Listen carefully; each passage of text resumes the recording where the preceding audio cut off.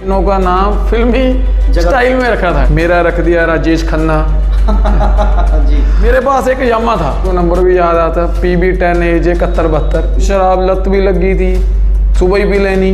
शराब नहीं छूट सकती, सिगरेट नहीं छूट सकती, ये पूरा गलत है। LLB करना मेरा एक पैशन था। अपनी LLB फ्री ऑफ कॉस्ट कर सकता है। ड्रग्स क्या छोड़ो, शराब भी छूट जाती है। चाहे लड़की हो, चाहे लड़का हो, चाहे बूढ़ा हो, जवान हो, इच्छा अनुसार ही नशा चूज कर रहा है। और 304 IPC एक उसमें डेथ हो जाती है। बेरोजगारी चल रही चारों तरफ, उनको आना फायदा है या नहीं है? बेसिकली हम लोग नवे शहर से बिलोंग करते हैं। मेरी शादी हुई थी सर 2016 3 जनवरी को।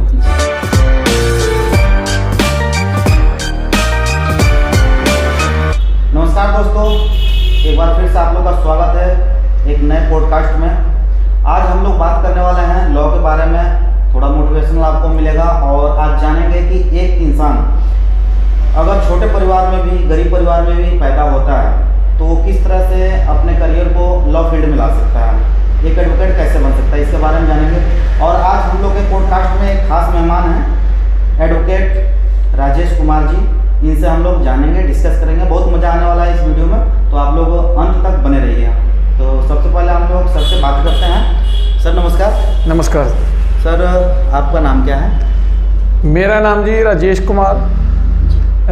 मेरे को निकनेम राज संधू के नाम से जाना जाता है। जो हमारा गोत है संधू, उसके नाम से जाना जाता है। बेसिकली हम लोग नवे शहर से बिलोंग करते हैं। उसके बाद में आके हम लोग लुधियाना रहे कुछ टाइम। आज की डेट में भी हम लुधियाना रह रहे हैं। मैं बहुत ही पुअर फैमिली से बिलोंग करता था, वेरी लोअर क्लास से। लॉ फील्ड में आना आपको कहाँ से लगा कि मुझे लॉ फील्ड में आनी चाहिए? मेरा ना कुछ पैशन था जी। इस फील्ड में। LLB करना मेरा एक पैशन था। जी। कि जब भी मैं लॉ के बारे में सोचता है, ग्रेजुएशन के बाद ये वो, हर बंदा ये सोचता है इसमें इतने पैसे लगेंगे, इतने पैसे लगेंगे। पर बाद में मैंने फिर फादर साहब मेरे एक्सपायर होने के बाद मैं खुद यूनिवर्सिटियों में गया। पहले पंजाब यूनिवर्सिटी में गया, गुरु नानक दिया, पटियाले गया। फिर उन्होंने कुछ ऑफिसरों ने, टीचरों ने मेरे को बताया कि आप फ्री में कर सकते हो। अच्छा। उसकी कुछ शर्तें होती हैं लॉ की। ठीक है। मैंने बोला ठीक है जी, मैं कर सकता हूँ। उन्होंने फिर मेरे को कॉलेज प्रेफर किया, भाई Gurdas college of law Sangrur में इस टाइम। उन्होंने मेरे को विदाउट सिंगल पाई लिए LLB कराई 3 साल की। ये तो बहुत बड़ी बात है सर, जो हमारे दर्शक देख रहे हैं उनके लिए, कि अगर वो लोग फीस नहीं भर सकते हैं उसके बावजूद भी एडवोकेट बन सकते हैं। बिल्कुल सर, बिल्कुल। और कोई इंसान या स्टूडेंट ये सोचता है कि मैं डॉक्टर, वकील, इंजीनियर बिना पैसे के नहीं बन सकता है, बिल्कुल ही गलत है। जी। बिल्कुल गलत। उन्हों की कुछ शर्तें होती हैं एजुकेशन डिपार्टमेंट की, वो शर्तें एक स्टूडेंट इजीली पूरा कर सकता है। उसके बाद वो अपनी LLB फ्री ऑफ कॉस्ट कर सकता है। मैंने सर आपके बारे में थोड़ा रिसर्च किया तो मुझे पता लगा कि सर जो आपकी पहले संगति थी वो थोड़ी बुरी थी। जो आपके दोस्त लोग थे थोड़े, एक तरह से कहा जाए कि जो अभी प्रेजेंट टाइम में नशे देखा जाता है हमारे पंजाब में ज़्यादा है, पूरे भारत में ही है, ऐसा नहीं कह सकते हैं कि केवल पंजाब में। लेकिन गलत संगति में आप पड़े, उसके बाद भी अपने करियर को आप सुधारे, ये कैसे संभव हुआ सर? सर ये बात है, इसके बाद में मैं बता देता हूँ कि मेरे कोई बंदा ये बोल दे कि शराब नहीं छूट सकती, सिगरेट नहीं छूट सकती, कोई ड्रग्स नहीं छूट सकती या कुछ भी, ये भी पूरा गलत है। अच्छा। वो भी मैं आपके सामने एक एग्जाम्पल बैठा हूँ। वो कैसे सर, थोड़ा हम जानना चाहेंगे विस्तार से। देखो जी, जैसे जिस समय मैं कुंवारा था, अनमैरिड था, कहीं कहाँ चले गए घूमने, कभी कहाँ चले गए, कभी किसी के साथ कुछ खा लिया, कुछ पी लिया, ये वो। उस समय मैं अपनी फैमिली के बारे में बिल्कुल नहीं सोचता था। और आने वाले टाइम के बारे में नहीं सोचता था। चलो दोस्तों का क्या नाम लेना, चलो वो भी अच्छे थे अपनी जगह, अपनी हर बंदा इंसान अच्छा होता है। फिर मैंने सोचा कि यार मेरे पास एक यामा था। अच्छा। गाड़ी, मोटरसाइकिल काले रंग का, जी। बहुत फेमस था उन टाइम में। उसका मेरे को नंबर भी याद आता, PB10AJ 7172 जी। आपके नाम से थी? मेरे नाम क्या बात है, क्या बात 7172।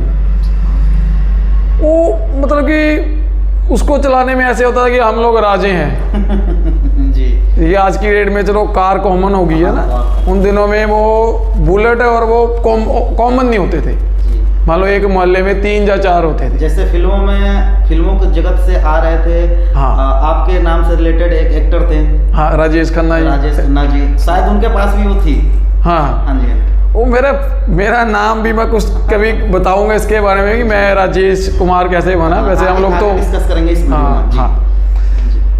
फिर वो जैसे कि कोई बोलता है कि ड्रग्स कर ली, ये कर ली, आज की डेट में बोलता है नहीं मेरे से छूटती नहीं, ये मेडिसिन ले लो, वो ले लो, उससे दवाई ले लो। नहीं, जब आप अपनी फैमिली के बारे में सोचने लग जाओगे, अपने बारे में सोचने लग जाओगे कि अच्छा क्या है, बुरा क्या है, आने वाले टाइम में मैंने शादी करनी है, मेरे बच्चे होंगे, यही कंडीशन मैं करूँगा, तो उस समय मेरे पे क्या बीतेगी। सही बात। ये सोच के जब बंदा रोज सोचेगा, अपना टाइम टू टाइम काम करेगा, फालतू बंदों से मिलना गिलना आना जाना बंद कर देगा, ड्रग्स क्या छोड़ो शराब भी छूट जाती है। क्या बात है, जो कि अभी प्रेजेंट टाइम में लोग कहते हैं शराब नहीं छूटती है। नहीं, ये बिल्कुल गलत है सर। मैंने 2012 में फर्स्ट टाइम ड्रिंक की थी जी।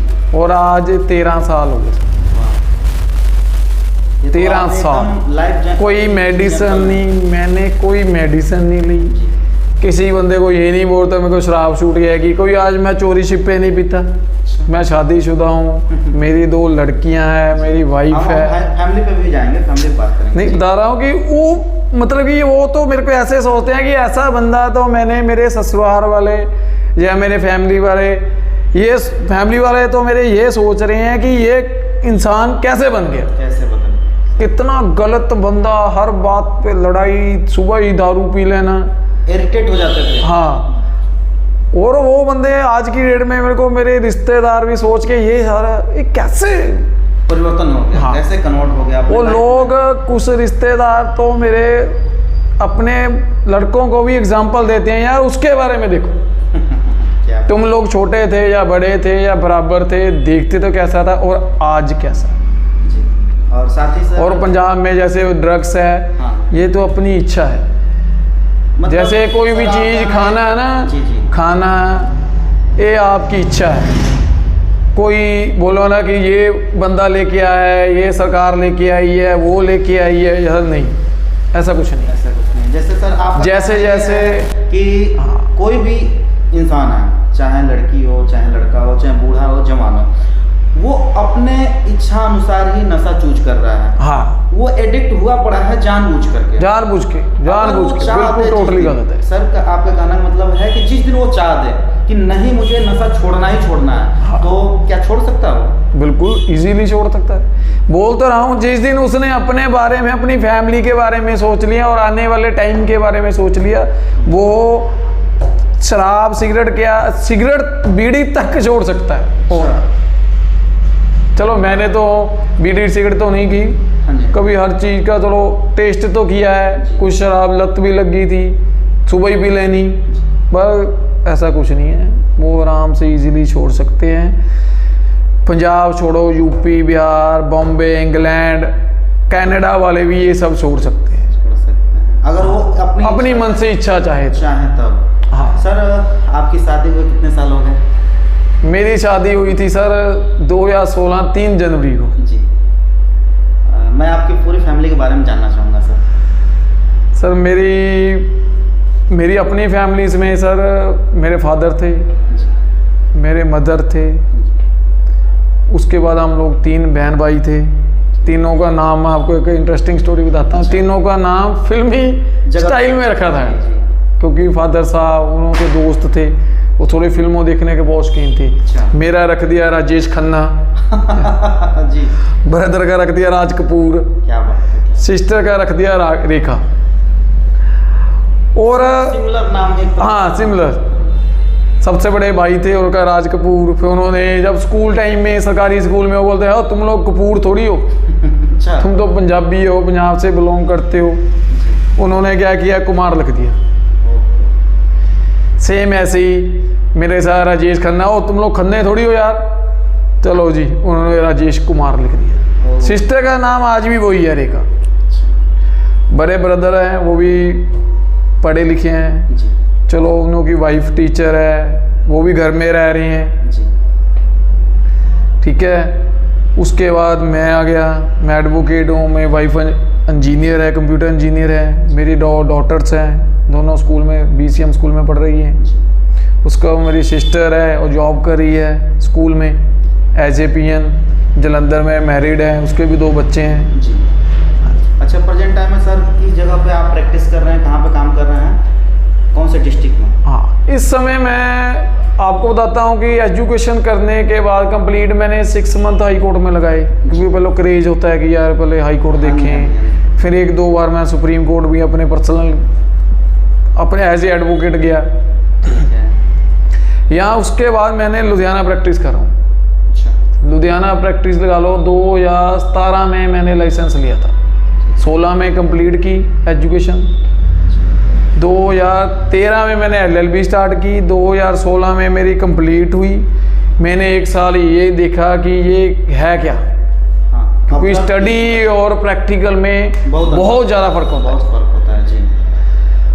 फिर मैंने 6-7 महीने हाई कोर्ट में लगाए, फिर उसके बाद 6-7 महीने इधर, फिर उसके बाद जब मैंने देखा कि मैं इसको कर सकता हूँ ईजीली कर सकता, हाँ, पैशन एक अलग चीज़ है और इसको करना एज ए प्रैक्टिकल बहुत ही अलग चीज़ हो जाती है। फिर जब मेरे के मन में आया कि नहीं अब मैं कर सकता हूँ इजीली, कि ये नहीं कि मैं LLM कर लूँ, PhD करके कि एजुकेशन मतलब यूनिवर्सिटी में लग जाऊँ, हाँ, पर मैं नहीं, मैंने बोला कि एज ए प्रैक्टिस मैं एज ए लॉयर प्रैक्टिस कर सकता हूँ। सर प्रैक्टिस करते हुए कितने साल हो गए आपको? प्रैक्टिस करते 2017 से लगा लो आज तक 2025, तो 8-9 साल 8-9 साल हो गए। सर मैं आपसे एक जानना चाहूँगा कि कोई एक ऐसा इंटरेस्टेड केस बताइए जो आपको एक्चुअल में लगा हो कि ये बहुत ज़्यादा इंटरेस्टेड केस है और लोगों को बताया जाए जिससे वो इंस्पायर हो सके। हाँ, मैं आपको वैसे तो वो बहुत ही केस जीते भी हैं, कुछ हारे भी, बंदा हार भी जाता है, कोई जीत भी जाता है,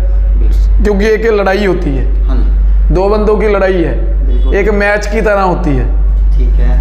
मैच में कोई एक तो जीतेगा ही, चाहे वो जीतेगा चाहे मैं जीतूंगा। फिर एक इंटरेस्टिंग केस अभी लेटेस्ट आया था 304 AIPC, उसको नेग्लिजेंस एक्सीडेंट बोला जाता है, और 304 IPC एक उसमें डेथ हो जाती है बंदे की एक्सीडेंट से। वो पर्चा दर्ज किया गया था फोकल पॉइंट पुलिस के द्वारा। अच्छा, अपने लुधियाने का ही केस? लुधियाने का।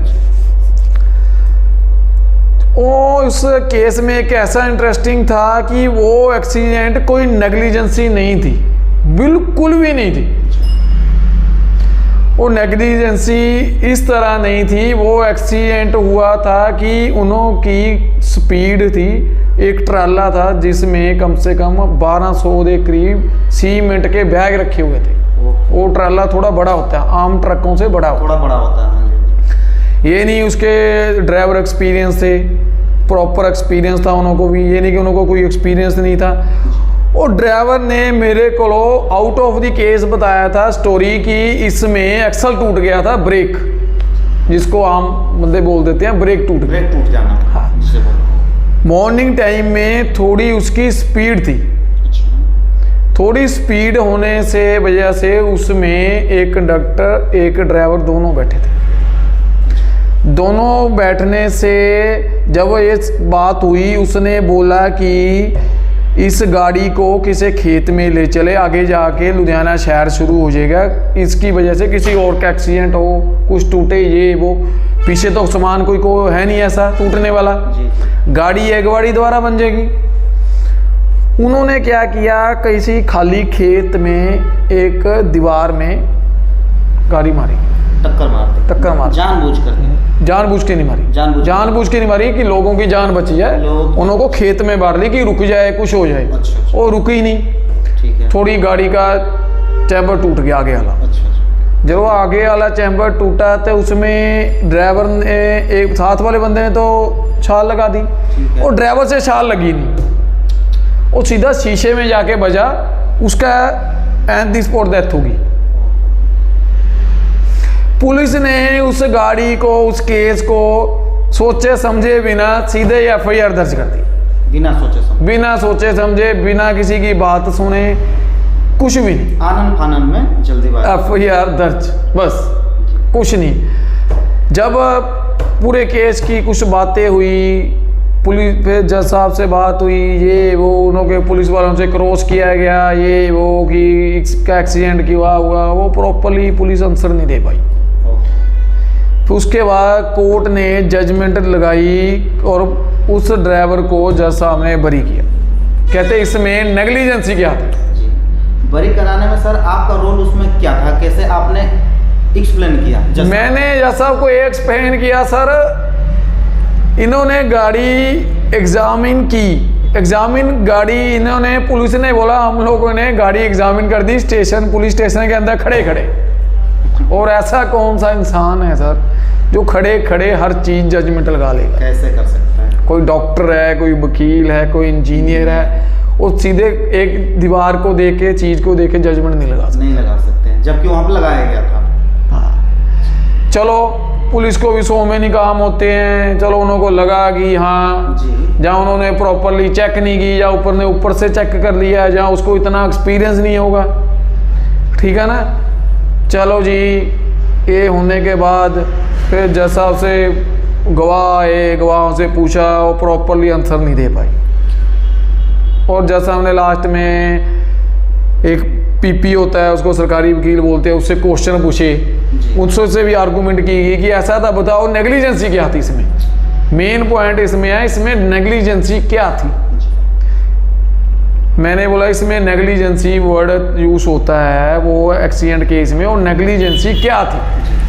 कोई बंदा नीचे दे के मारा, कोई रोड पे सोया हुआ था, या कुछ भी, कैसा क्या था, कैसे हुआ? हाँ, कुछ भी। सर लास्ट में मैं आपसे एक क्वेश्चन करना चाहूँगा कि जो नए स्टूडेंट आ रहे हैं, लॉ फील्ड में आना चाहते हैं, क्या उनको लॉ फील्ड में आना चाहिए? अभी जो बेरोजगारी चल रही चारों तरफ, उनको आना फायदा है या नहीं है? इसके बारे में आप सर क्या कहना चाहेंगे? मैं तो ये कहना चाहूँगा, ये तो आपका एज ए सोच लो ना, अर्निंग करेंगे एज ए एडवोकेट, ये थोड़ा सा आज की सिचुएशन में बहुत मुश्किल हो गया है, बहुत ही ज़्यादा मुश्किल है, बहुत ही ज़्यादा, क्योंकि हर चीज़ ऑनलाइन है, हर आम बंदे को पता है कि इसके बाद क्या होना है, इसके बाद क्या होना है, इसके बाद क्या होना है। हाँ, उनका पैशन है, उन्होंने जज बनना है या कहीं लॉ ऑफिसर लगना है, उसके लिए ये सबसे अच्छा प्लेटफॉर्म है, सबसे इजीली और सबसे अच्छा प्लेटफॉर्म है। जी। हाँ, बहुत बहुत धन्यवाद सर। ठीक है। आज के पॉडकास्ट में सर आप हमारे मेहमान थे, आए और सभी दर्शकों को बताया कि एक छोटे से परिवार से बिलोंग करने वाला बच्चा किस तरह से स्ट्रगल करके एक वकील बन सकता है और ऐसे बड़े बड़े केसेस लड़ सकता है। तो अगर कोई भी स्टूडेंट जो आना चाह रहा है लॉ फील्ड में, वो आ सकता है, लेकिन केवल इस पर्पज से कि मैं इस पर्पज में आ करके इस लाइन में पैसे कमाऊंगा, करोड़पति हो जाऊंगा, अरबपति हो जाऊंगा, तो ऐसा कुछ नहीं है। गलत सोच है, बिल्कुल गलत सोच है। उनका एक पैशन होना चाहिए, उसको एक्चुअली सबसे बड़ी चीज़ है उसके मन में एक कॉन्फिडेंस होना चाहिए। लैंग्वेज नहीं मैटर करती। कुछ बोलते हैं यार मैं इंग्लिश बोलूँगा, मैं हिंदी बोलूँगा, मैं पंजाबी बोलूँगा, मैं संस्कृत बोलूँगा, ऐसा कुछ नहीं है, ऐसा कुछ नहीं है। अपनी लैंग्वेज में आप लोग केस लड़ सकते हो, लिख सकते हो, कर सकते हो, मगर बात यह है कि आपको पता होना चाहिए कि मैं कहना क्या चाहता हूँ और सामने वालों को क्या बताना है। बस ये बात आपको दोनों चीज़ें पता होनी चाहिए कि मैंने क्या कहना है और उसको क्या बताना है, और जो मैंने बोला है उसको समझ आनी चाहिए। बस बहुत बहुत धन्यवाद सर। ठीक है sir, thank you. Next video में मिलते हैं फिर आपसे। ठीक है सर, थैंक यू।